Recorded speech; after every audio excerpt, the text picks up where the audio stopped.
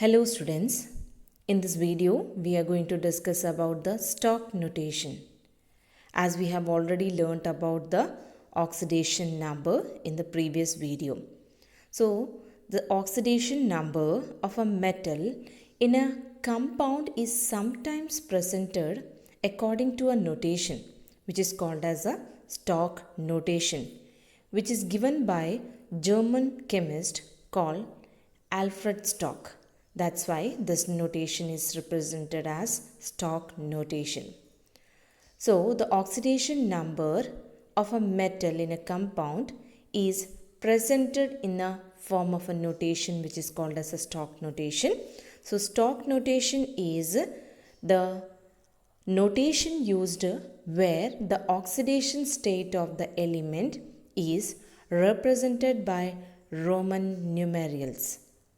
As when we take some of the examples, these are the some of the chemical formula which is given here.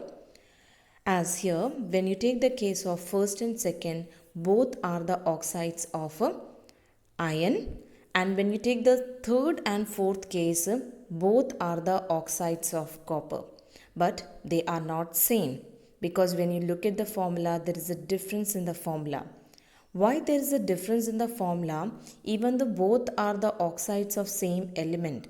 That is due to the difference in the oxidation number that we have already learnt. Oxidation number, the method to calculate the oxidation number. So when you find out the oxidation number of FeO, in which the oxidation number for Fe and in the case of oxidation number of Fe in the Fe2O3 will be different.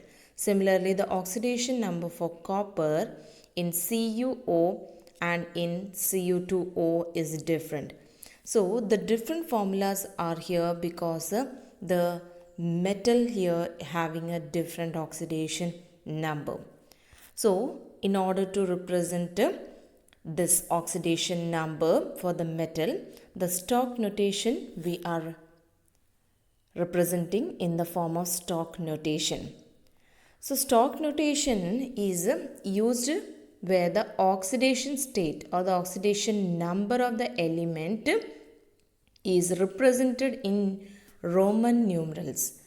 In the first compounder, here the Fe having the oxidation state 2 plus 2, that we have done already the method of finding out the oxidation number.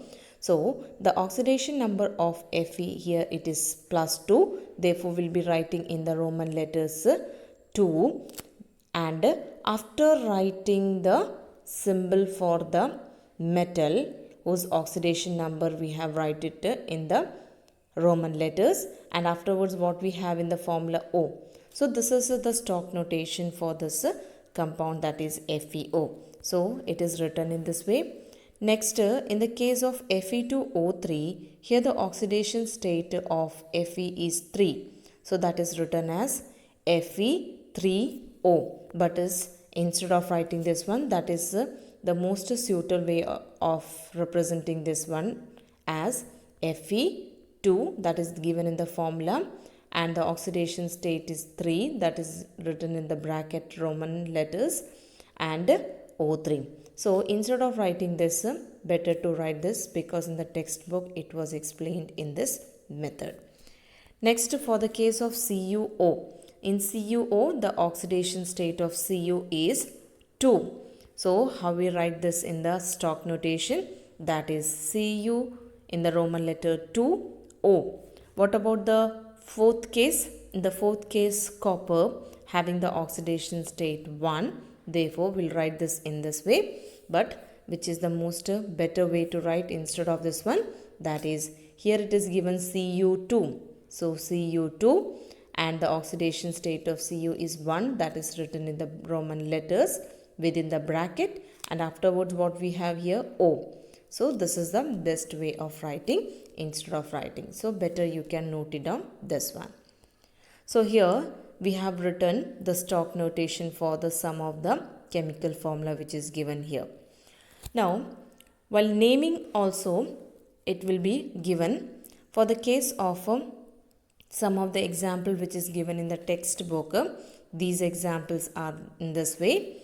that is AuCl, AuCl3. These are the chlorides of gold, because Au is the symbol for gold. SnCl2, SnCl4, both are the chlorides of tin, that is Sn is the tin. So what will be the oxidation state of Au in the case of AuCl?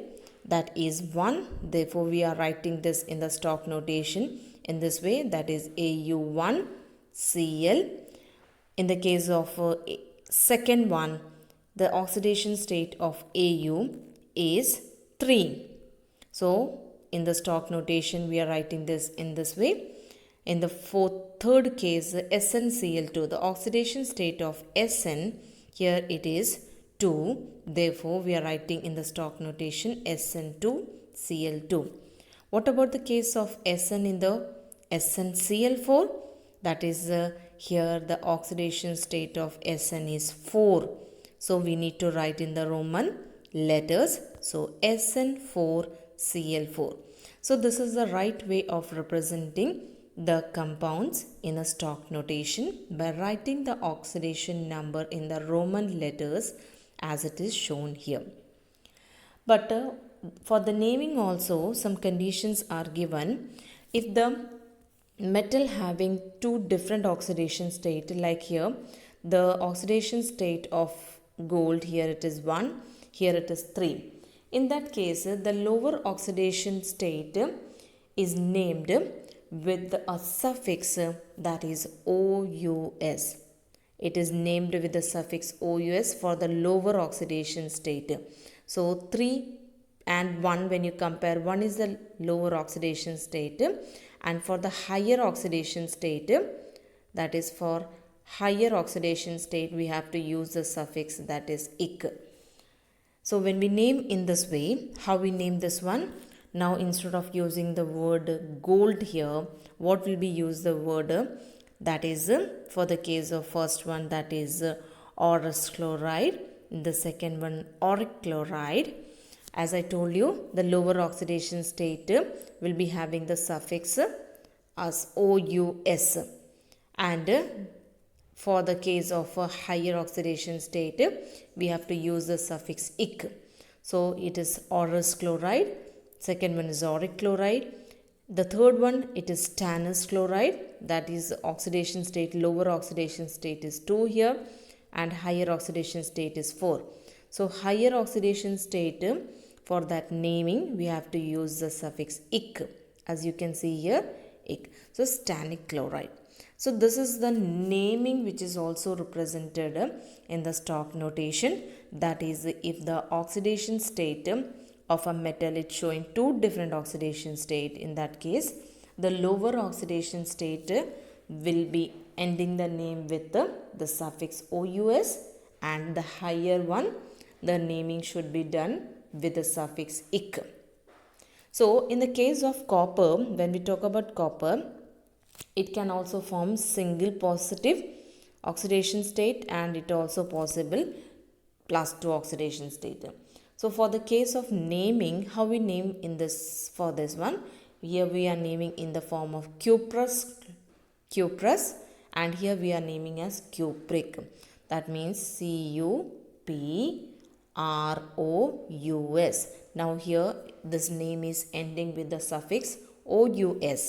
And how the name will be done for the Cu2 plus, that is cupric, CuPRIC, cupric. So if it is a chloride, it can be named as cuprous chloride and cupric chloride. And the most familiar example, that is Fe, because Fe can form two oxidation state, that is +2 oxidation state is also possible, +3 oxidation state is also possible. Which one is the lower oxidation state? That is +2. So here the name will be ferrous, FERROUS, ferrous. And what will be the name for this one? That will be ferric, FERRIC. So the name of